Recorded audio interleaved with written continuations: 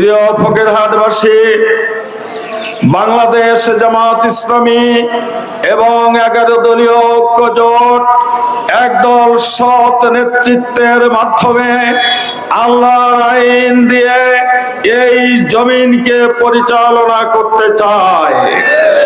প্রিয় ভাইয়েরা, এই সৎ নেতৃত্ব এ জমিনে ইতিমধ্যে প্রতিষ্ঠিত হয়েছে, ঠিক কিনা? 1991 সাল, 86 সালে 10 জন সংসদ সদস্য, 91 সালে 18 আর 2 20 জন সদস্য, আবার 2001 সালে 18 জন সদস্য যারা নির্বাচিত হয়েছিলেন এবং পরবর্তীতে উপজেলা নির্বাচনে প্রায় 200 চেয়ারম্যান, ভাইস চেয়ারম্যান নির্বাচিত হয়েছেন। ইউনিয়ন পরিষদ নির্বাচনে 1000-এর ঊর্ধ্বে চেয়ারম্যান নির্বাচিত হয়েছিলেন সারা বাংলাদেশে। এই জান্নাতি সংগঠনের আমির এবং সেক্রেটারি জেনারেল মন্ত্রী পরিষদে 3টি মন্ত্রণালয়ের দায়িত্ব পালন করেছেন। সারা বাংলাদেশের কোর্ট কাছারি তন্ন তন্ন করে খুঁজে এই নির্বাচিত জনপ্রতিনিধিদের নামে একটিও দুর্নীতির মামলা করতে পারে নাই। অথচ যারা দুর্নীতিতে চ্যাম্পিয়ন হয়েছে, দুর্নীতিতে আকণ্ঠ নিমজ্জিত, চাঁদাবাজে আকণ্ঠ নিমজ্জিত, দখলবাজিতে আকণ্ঠ নিমজ্জিত, তারা যখন বলে যে আমরা দুর্নীতিমুক্ত, ঘুষমুক্ত একটি প্রশাসন এবং একটি রাষ্ট্র ব্যবস্থা উপহার দেব, তখন দেশের জনগণ না হাসলেও ভিতরে তার মধ্যে এমন হাসি ফুটে ওঠে যেমন পিনাকির ঘোড়া হাসে। যারা দুর্নীতিবাজ তারা দুর্নীতির ব্যাপারে লাল কার্ডের ভাষা যখন মুখে আনে, তখন আর কেউ না হাসলেও পিনাকির ঘোড়া ওই ফ্রান্সে বসে হাসতে থাকে, ঠিক কিনা ভাইরা? এই জন্যে বাংলাদেশ জামাত ইসলামীর আগামী জাতীয় সংসদ নির্বাচনে যারা প্রার্থী হয়েছেন আমি বাদে, তারা এই বাংলার জমিনের আমানতদার শ্রেষ্ঠ সন্তান।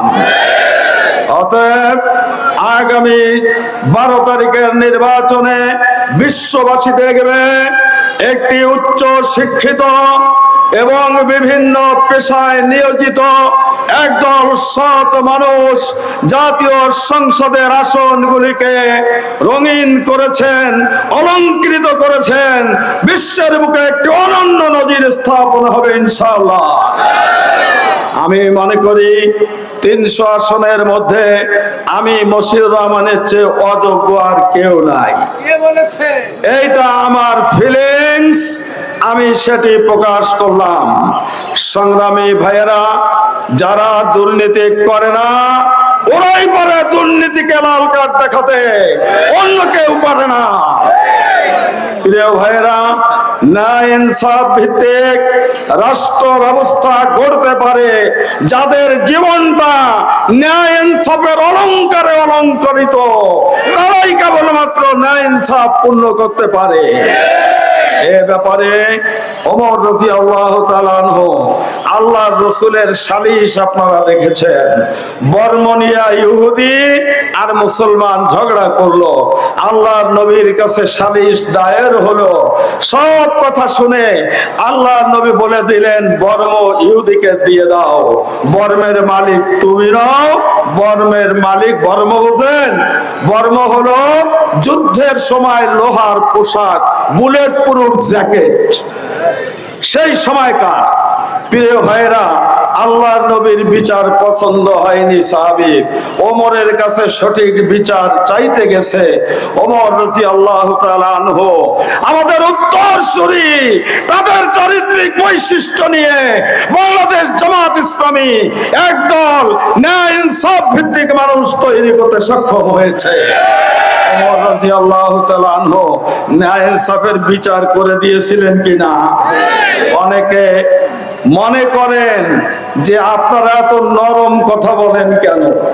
আমরা নরম কথা বলি একটা আয়াতের পরে ভিত্তি করে, তা হলো ওমা আরসালনাকা ইল্লা রাহমাতাল লিল আলামিন। এদেশের মুসলিম সমাজ, এদেশের জান্নাতি সংগঠন বাংলাদেশ জামাত ইসলামী, খেলাফত মজলিস, এনসিপি, তারা দেশের জন্য রক্ত দিতে জানে। অতএব আমরা কারো প্রতি কটাক্ষ করতে চাই না, তবে দাবি করার আগে অন্তত যে দাবিটা করব তার সার আর অসারতা প্রমাণ করে জাতির সামনে কথা বলার জন্য আমি পরামর্শ দিতে চাই। সংগ্রামী ভাইরা, অসাম্প্রদায়িক একটি রাষ্ট্র আমরা গঠন করতে চাই, ঠিক না? আপনারা পরিসংখ্যান করুন। সনাতন ধর্মাবলম্বী ভাই বোনদের আমি দৃষ্টি আকর্ষণ করতে চাই, আদমশুমারি করুন, পরিসংখ্যান রেডি করুন, আপনারা কাদের দ্বারা কতটুকু অ্যাসর্টেড হয়েছেন। যদি এই পরিসংখ্যানের বাইরে আমাদের ব্যাপারে কোনো কথা থাকে, আমরা সে কথার জবাব দেওয়ার জন্য প্রস্তুত আছি ইনশাআল্লাহ। এর বাস্তব উদাহরণ 5 তারিখের পট পরিবর্তনের পরে আপনাদের সামনে বাংলাদেশ জামাত ইসলামী এবং ইসলামী ছাত্র শিবির যে উদাহরণ পেশ করেছেন, এই উদাহরণকে যদি মূল্যায়ন না করেন তাহলে আমরা বুঝবো যে আপনাদের মধ্যেও মৌলিক মানবীয় গুণাবলীর অভাব রয়েছে। সংগ্রামী ভাইরা, ঘুষ মুক্ত প্রশাসন বাংলাদেশ জামাত ইসলামী সহ 11 দলীয় জোট গড়ে তুলতে চায়। বর্তমানে 10 টাকা 200 টাকা খাজনা দিতে গেলে খাজনা দিতে হয় কত। আমি কোন গোষ্ঠী বিশেষের কথা বলছি না। টাকা ছাড়া কাজ হয় এমন কোন জায়গা কি আপনারা দেখেছেন? আমি আজ 38 বছর বেসরকারি প্রতিষ্ঠানে চাকরি করি। টাকা ছাড়া কাজ হয় খালি ব্যাংকে। ওই জায়গায় বেতন তুলতে গেলে 50 টাকা দিয়ে আসা লাগে না।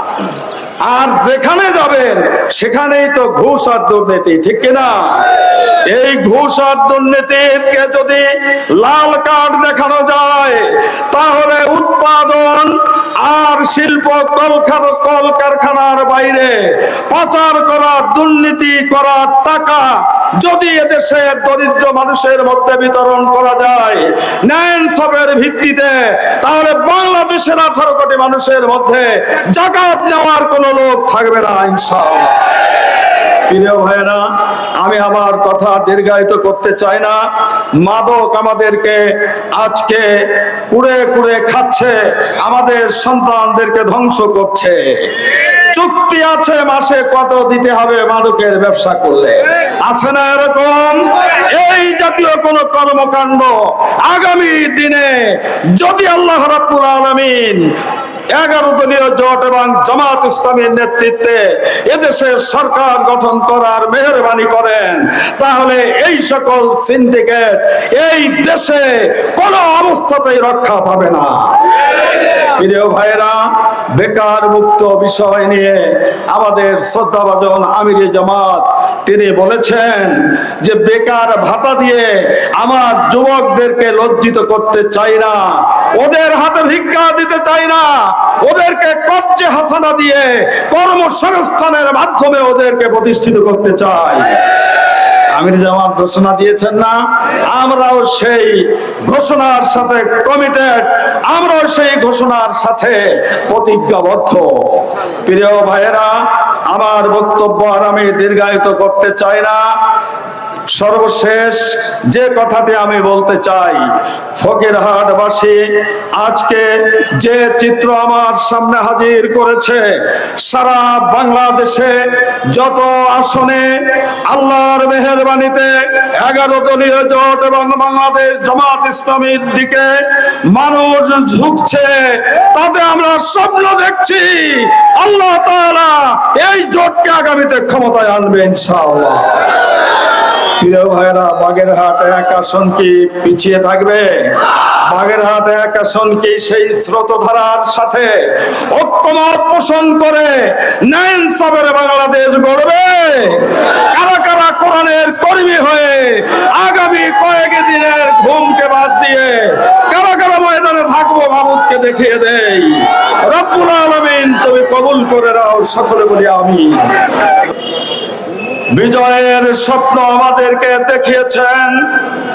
এ দেশকে আগামীতে যারা নেতৃত্ব দেবে, ঢাকা বিশ্ববিদ্যালয় সহ 5টি পাবলিক বিশ্ববিদ্যালয়ে আমাদের কলিজার টুকরা সন্তানেরা ছাত্র সংসদ নির্বাচনে আমাদেরকে আশান্বিত করেছেন এবং বিজয়ের স্বপ্ন তারা আমাদেরকে দেখিয়েছেন। এই বিজয়ের ধারাবাহিকতা রক্ষার জন্য আমরা সকলে প্রস্তুত আছি তো ইনশাআল্লাহ? সংগ্রামী ফকিরহাটবাসী, আমি আপনাদের সামনে বলতে চাই, এমপি হওয়ার কোন সরকার আশা নয়। মানবতার সেবার তৌফিক যদি আল্লাহ রাব্বুল আলামিন দান করেন, তাহলে সেবকের দায়িত্ব পালনের জন্যই বাংলাদেশে জামাত ইসলামীর লক্ষ লক্ষ নেতা কর্মী এদেশের মানুষের সেবায় নিয়োজিত হবে ইনশাআল্লাহ। সেই জন্য আমি আপনাদের সামনে বলতে চাই, এই অবহেলিত ফকিরহাট, মোল্লাহাট, চিতলমারি আমাদের মাটির মানুষ কোনদিন নেতা হয় নাই। মোফাজ্জল হায়দার ভাই বলেছেন, আমি আর একটু বাড়িয়ে বলতে চাই, এ আসনকে নেতৃত্ব দিয়েছে মোরেলগঞ্জের মানুষ, এই অঞ্চলকে নেতৃত্ব দিয়েছে মধুমতির ওপারের মানুষ। আমি আপনাদের এই 1 আসনের চিতলমারির সন্তান, আল্লাহ রাব্বুল আলামিন যদি তার আসমানী সাহায্যে মশিউর রহমানকে সমাজের জন্য কবুল করেন, তাহলে ন্যায় ইনসাফের পরে টিকে থেকে জনগণের একটি পয়সা আত্মসাৎ করে গ্রহণ করে আমার 42 বছরের সাধনা আমি নস্যাৎ করে দিতে চাই না। আপনাদের কাছে আমি দোয়া চাই। সে ব্যাপারে আমার পরিকল্পনা হলো, এমপি আমি হব না, এমপি হবে এই ফকিরহাট, মোল্লাহাট, চিতলমারির আম জনগণ। আমি 3 উপজেলার বিভিন্ন পর্যায়ের লোককে দিয়ে একটি কমিটি গঠনের মাধ্যমে এমপিগিরি চালাবে। সকল বরাদ্দ অগ্রাধিকার ভিত্তিতে প্রকল্প গ্রহণ করে চালাবে ওই কমিটি। আর আমি ওয়াদা করতে চাই, আমি স্বাচ্ছন্দ্যের সাথে এই 22টি ইউনিয়নের 3 উপজেলায় মেহমান হিসাবে আপনাদের ঘরে থাকবো ইনশাআল্লাহ। মোফাজ্জল হায়দার ভাই আগের একটি জনসভায় বলেছিলেন, ফকিরহাটবাসী যদি আপনাকে সম্মানিত করেন, চিতলমারি যে ফকিরহাটবাসী আপনার সাথে দেখা করবে না, আপনাকেই ফকিরহাট এসে ফকিরহাটবাসীর সঙ্গে দেখা করতে হবে।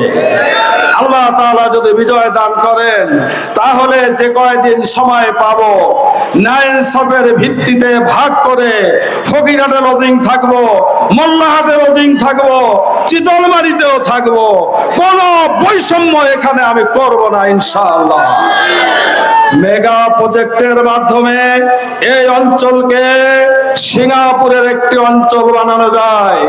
যে কথা বলেছেন আমার প্রধান নির্বাচনী এজেন্ট, কেন্দুয়ার বিল আর কোদালিয়ার বিলকে যদি পরিকল্পিতভাবে রাস্তা করে একটি মেগা প্রজেক্টের আওতায় এটাকে উন্নীত করা যায়, তাহলে এদের এই বাগেরহাট 1 আসনে কোন যুবক বেকার থাকবে না ইনশাআল্লাহ। আমি আপনাদের সামনে কমিটমেন্ট করতে চাই, সংখ্যার ভিত্তিতে, জনসংখ্যার ভিত্তিতে প্রকল্প সবকিছুই বন্টিত হবে ওই কমিটির মাধ্যমে ইনশাআল্লাহ। সম্মানিত ভাইরা, আমার সর্বশেষ কথা হলো, আমরা কারো হুমকির একটু মুখাপেক্ষী নই, ঠিক কিনা? সকল হুমকি বন্ধ করুন। এদেশের গর্বিত সেনাবাহিনী তারাই নির্বাচনের দায়িত্ব গ্রহণ করেছে।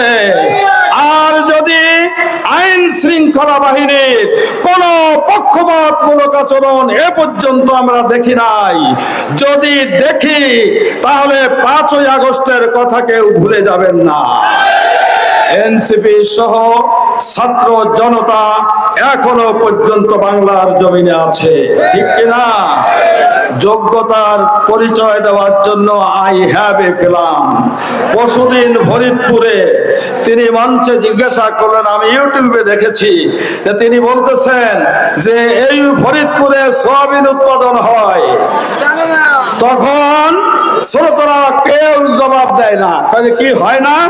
3-4 বার জিজ্ঞাসা করার পরে বলছে জনগণ যে না, সয়াবিন উৎপাদন হয় না। তাই কি হয়? কয় ভুট্টো হয়। আপনারা শোনেননি? আমি কিন্তু হাজারো ব্যস্ততার মধ্যে এটা শুনেছি। রাষ্ট্র পরিচালনার জন্য বাংলাদেশ এখন আগের বাংলাদেশ নাই। এতটুকু যোগ্যতা নিয়ে ওই স্বপ্ন দেখার আমরা পক্ষে নই। প্রিয় ভাইয়েরা, আমি এই জন্য আপনাদের সকলকে সাহসিকতার সাথে সকল প্রতিকূলতা মোকাবেলা করে ময়দানে টিকে থেকে ভোট কেন্দ্রে অতন্দ্র প্রহরীর পাহারায় থাকার জন্য কারা কারা শাহাদাতের জজবা নিয়ে রাজি আছি তারা হাত তুলে বাবুকে দেখায় দেয়। রব্বুল আলামিন তুমি আমাদেরকে কবুল ও মঞ্জুর করে নাও, সবাই বলি আমিন।